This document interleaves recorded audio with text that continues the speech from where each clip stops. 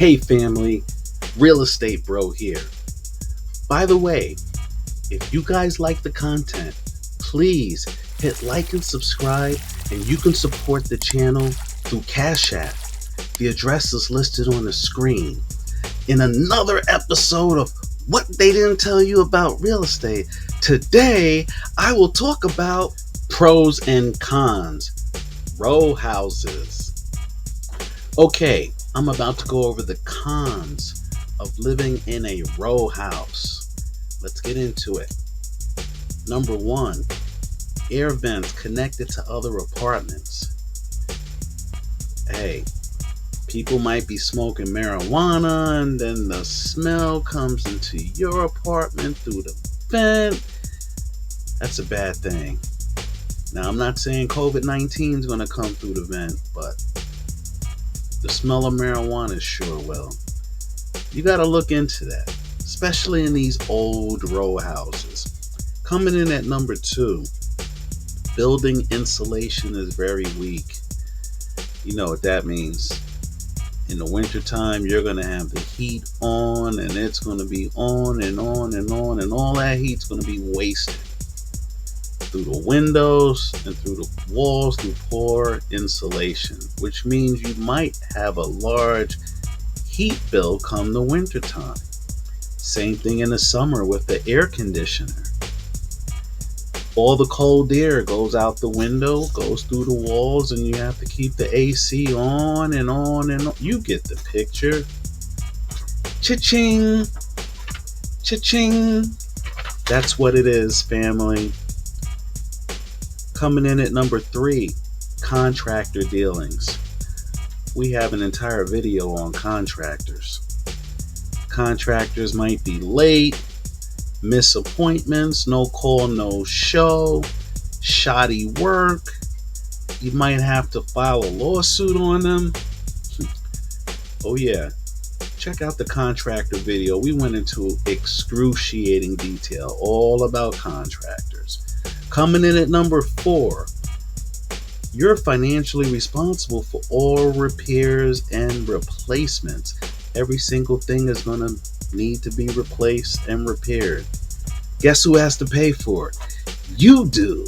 You got to pay for it. It's like a money pit. Coming in at number five, high crime areas. A lot of row homes seem to be in high crime areas. We have a whole video on checking out crime statistics before you move someplace. Check it out. Coming in at number six, rodents, pests, mice, rats, roaches, bed bugs, spiders, etc. You get the picture. You might have to spend extra money for extermination fees if it's real bad. Who else is going to have to pay? You are. Mold can be toxic. It could be everywhere.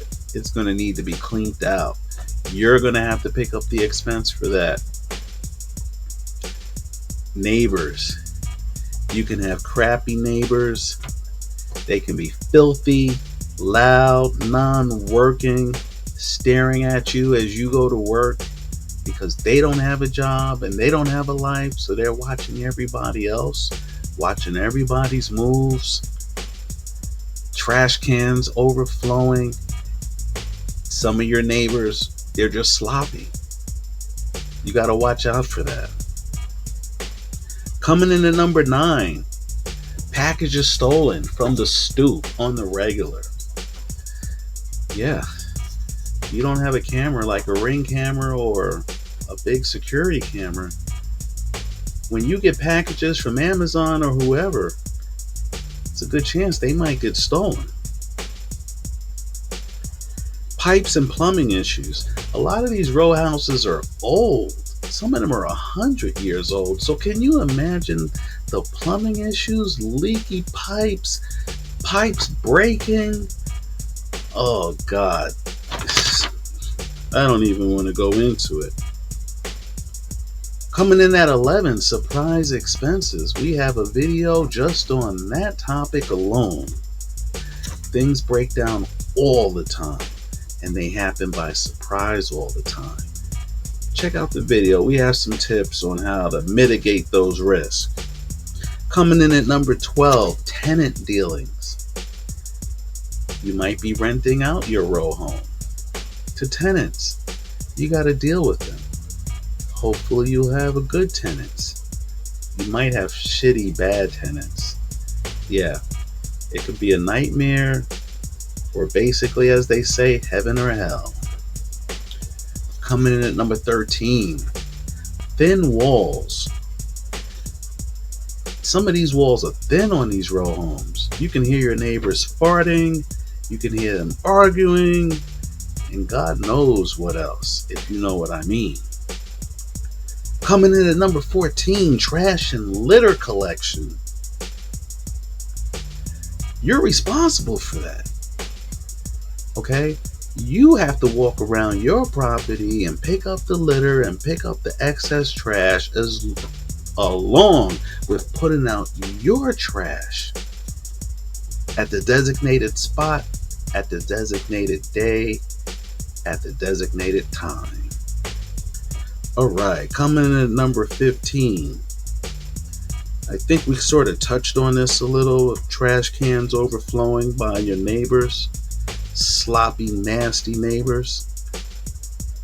Look into that. Before you buy a row home, go there on the garbage day, the day that the garbage is put out, and just see how it looks. See if there's anything that gives you cause for concern. And finally, coming in at number 16, unruly kids. The kids in the row home surrounding you might be totally disrespectful, totally, oh God, demons. You know, kids on demon time. You got to keep that in mind, family. Now, we just went over 16 cons of living in a row house. Let's go over the pros. And I hate to say, there's not many. I mean, you get equity, which is better than living in an apartment, so that's a good thing. You know, if you pay $100,000 for your row home, 10 years later it's worth $200,000, and you sell it, you got $100,000 coming to you. That's called equity. If you lived in an apartment, you wouldn't have anything coming to you. So equity is a good thing. And coming in at number 2 for the pros, you do have some control over the atmosphere inside your property and the amenities inside. It's not like an apartment where you don't have to spend anything and you can call basically the landlord and ask for things and complain. In a row home that you own, anything that you want, you're going to have to do it. Any complaints, they're probably going to be your own complaints. So you're responsible for that. And with that responsibility comes the control. So there you have it. The pros and the cons of living in a row house. Looking at my Gucci, it's about that time. Well, that's all for today, family. By the way, if you like the content, please hit like and subscribe, and you can support the channel through Cash App. The address is listed on the window. Those interested in a personal consultation with Real Estate Bro, contact me through email and we can make that happen. See ya!